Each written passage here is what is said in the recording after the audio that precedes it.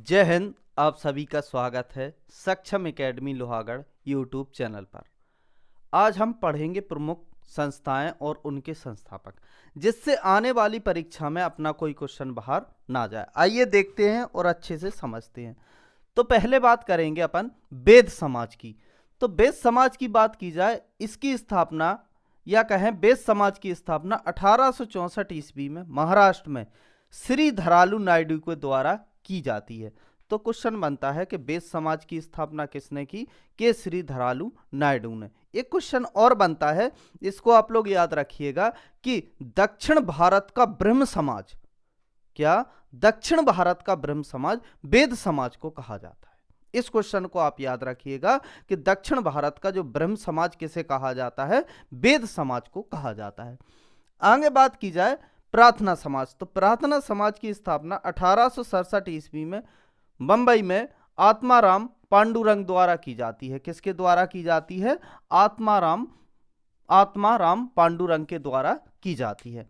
की जाए आर्य महिला समाज की स्थापना पंडिता रमाबाई के द्वारा की जाती है। तो महाराष्ट्र की एक प्रतिभाशाली महिला थी जिनका नाम था पंडिता रमाबाई। ये आर्य महिला समाज की स्थापना करती है। इसमें कन्फ्यूजन होता है कि आर्य समाज की स्थापना और आर्य महिला समाज की स्थापना। तो क्वेश्चन आ जाए आर्य समाज की स्थापना किसने की?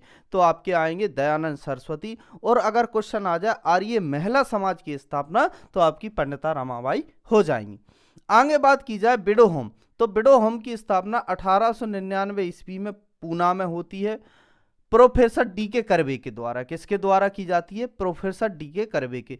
तो बिडो होम की जो स्थापना का उद्देश्य था, प्रमुख रूप से जो विधवाएं महिला थीं उनका जीवन यापन करने के लिए किसी को नर्स बनाना था या किसी को शिक्षिका बनाना था। मतलब उनका डी.के. कर्वे का प्रमुख उद्देश्य था कि विधवाओं महिलाओं का जीवन यापन करना था। आगे बात की जाए दक्कन एजुकेशन सोसाइटी की स्थापना। तो दक्कन एजुकेशन सोसाइटी की स्थापना 1884 में पुणे में महादेव गोविंद रनाडे के द्वारा किया जाता है। किसके द्वारा की जाती है? महादेव गोविंद रनाडे के द्वारा की जाती है। तो रीमैरिज एसोसिएशन की स्थापना 1891 ईस्वी में महाराष्ट्र में होती है और महादेव गोविंद रनाडे के द्वारा की जाती है। आर्य समाज की स्थापना। आर्य समाज की स्थापना की बात की जाए 1875 ईस्वी में बंबई में दयानंद सरस्वती के द्वारा की जाती है। तो इसको याद रखिएगा, आर्य समाज की स्थापना दयानंद सरस्वती के द्वारा 1875 ईस्वी में की जाती है। एक क्वेश्चन और बनता है, दयानंद सरस्वती का नाम आया तो पूछ लेते हैं कि दयानंद सरस्वती का मूल नाम क्या था। मतलब यह कहें कि दयानंद सरस्वती का असली नाम क्या था। तो दयानंद सरस्वती का जो असली नाम था वो था इनका मूलशंकर। क्या नाम था? मूलशंकर था। इनके गुरु के कहने पर इनका नाम दयानंद सरस्वती इन्होंने कर लिया था। ठीक है। तो इसके बाद आगे बात की जाए आर्य समाज की स्थापना कहाँ पे हुई थी? बंबई में। तो बंबई ही इसका मुख्यालय था, लेकिन 2 साल बाद दयानंद सरस्वती ने आर्य समाज का मुख्यालय लाहौर बनाया। तो ये क्वेश्चन पूछा जाता है कि बंबई के बाद आर्य समाज का मुख्यालय कहाँ बना? तो आपके लाहौर में स्थापित किया गया।